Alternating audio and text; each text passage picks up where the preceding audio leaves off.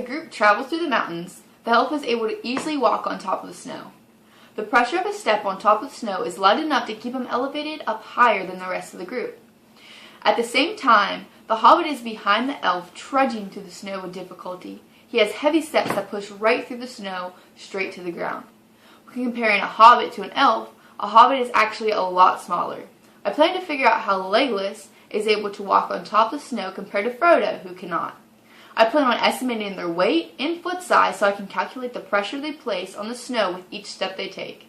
Since a hobbit's foot is wider, one would think that it would cover more surface area and stay on top of the snow. An elf has a pointy foot that doesn't cover as much ground, so their foot would actually pierce right through the snow. I believe that there's no way for a human to be like an elf walking on the snow, while a lighter hobbit would sink. Once I figure out each individual stepping pressure, I can compare each of the numbers to decide how logical the situation would be in real life. An average male steps on snow, most likely their foot would cave right through it. Their foot would cave through the snow because it does not cover enough surface area to evenly distribute the weight of the male's body. If the weight is not evenly distributed, then the pressure is not evenly applied on the snow, which makes their foot sink. If I determine the area that an average male's foot covers and the foot's force hitting the snow, I can determine the pressure. I can also use those same tools to figure out the elf's and the hobbit's stepping pressure. I can use the human's numbers to help guide me to find the elf's and the hobbit's foot surface area and force. Since an elf's foot is so slender, they shouldn't be able to cover enough surface area to stay on top of the snow. The hobbit has a wider set foot, so there's actually more area covered. When comparing foot size, the hobbit should be able to walk on the snow instead of the elf. The hobbit's stepping pressure on the snow should be smaller than the elf's. An elf's foot size is around 18 centimeters. This area of their foot is 90 centimeters squared. The force that an elf would apply to the snow is 1,083 newtons.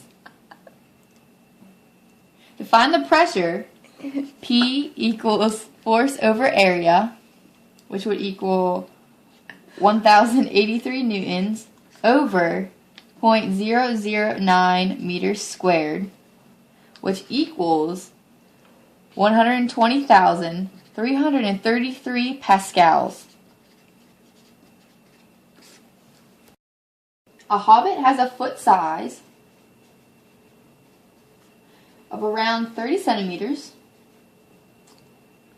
a surface area of roughly 112 centimeters squared, and a force of 1,314 newtons.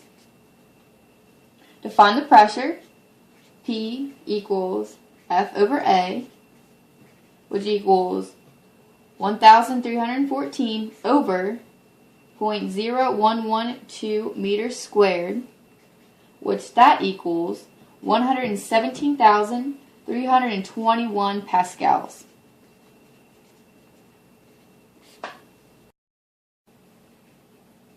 When we looked up average male's foot size, it was 26.7 centimeters. Their area was 100 centimeters squared, and the force was 1,600 newtons. To find the pressure, we took 1,600 newtons over 0.01 meters squared, which we got 160,000 pascals.